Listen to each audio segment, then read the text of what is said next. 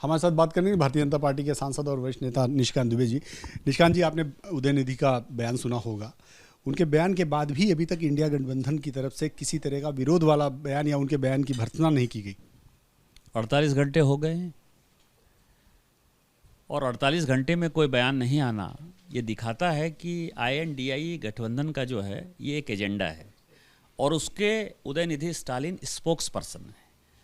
क्योंकि ये जितने लोग हैं उनको किसी को भी हिंदू धर्म में आस्था नहीं है, और मैं इसको ऑन रिकॉर्ड बातें कर रहा हूँ कि हिंदू धर्म में इसीलिए आस्था नहीं है कि जो हमारे राज्य के मुख्यमंत्री हैं हेमंत सोरेन, एक दिन उन्होंने कहा कि मुझे पूजा पाठ में आस्था नहीं है। अब जब से ED CBI उनके पीछे पड़ी है तब से वो मंदिर मंदिर घूम रहे हैं, उसमें कोई परेशानी नहीं है, लेकिन उनका ऑफिशियल बयान है कि मुझे आस्था नहीं है।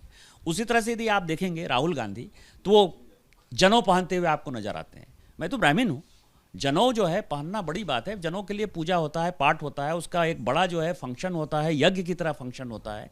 आप समझे हिंदू धर्म का कैसे माहौल है कि बिना उसके थ्रेड सेरेमनी के आपको कोई जनेऊ पहना देता है और आपको ब्राह्मण घोषित कर देता है। आप कैसे ब्राह्मण हो जाएंगे? इसका मतलब कि पोप एक दिन आएंगे, उनको मैंने जनेऊ पहना दिया और मैं कहूंगा कि वो ब्राह्मण हो गए। उसी तरह से यदि लालू प्रसाद को देखेंगे तो ये केवल वीडियो शूटिंग के लिए उन्होंने सावन के महीने में, सावन का महीना इतना पवित्र होता है जिसमें लोग लहसुन प्याज नहीं खाते हैं।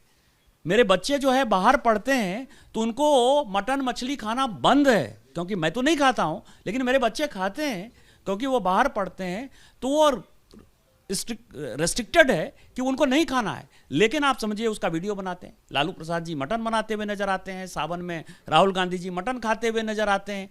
तो जिनको लालू प्रसाद जी को सावन से कोई मतलब नहीं है, इसको थ्रेड सेरेमनी को जो है, जनेऊ को जो है एक गलत तरीके से पेश करने का सवाल है। उदयनिधि स्टालिन का ये बयान है, आप जितने लोगों को देखेंगे वो सभी INDI गठबंधन जो है वो सनातन विरोधी है, हिंदू विरोधी है। बात करने की आवश्यकता नहीं है। यही कारण है कि 48 घंटे में न राहुल जी का बयान आया, न सोनिया जी का बयान आया, न ममता जी का बयान आया, न नीतीश कुमार का बयान आया, न लालू प्रसाद जी का बयान आया है।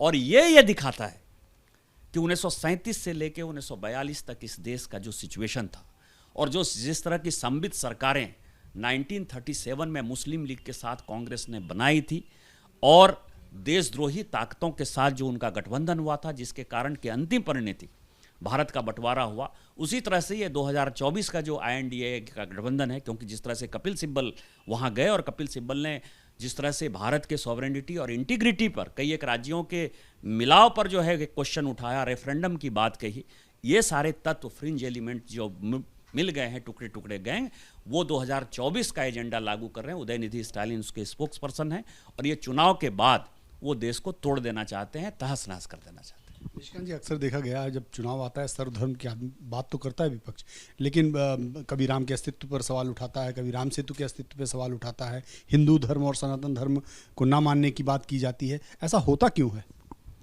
उसका कारण है कि उनको वोट चाहिए और बाहर से उनको पैसे चाहिए।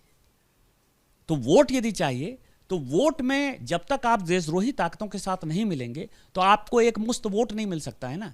ये कारण ये है कि हिंदू जो है उनको वो जातियों में डिवाइड देखते हैं, तो उनको तो वो जाति के नाम पर वोट ले लेते हैं। अभी उनकी समस्या भले हो गई है कि पिछड़ों के सबसे बड़े नेता के तौर पर एक गरीब का बेटा नरेंद्र मोदी जी हो गए, नहीं तो पिछड़े को ही बरगलाते रहे। चाहे नीतीश कुमार जी की राजनीति रही हो, चाहे वो करुणानिधि जी की राजनीति रही हो, चाहे वो लालू प्रसाद जी और मुलायम सिंह जी की राजनीति रही हो, सभी तो पिछड़े की राजनीति करते रहे। तो मोदी जी के आने के बाद ये पिछड़े की राजनीति खत्म नजर आ रही है। तो इसको जातियों में जो विभक्त करते थे वो खत्म हो गया।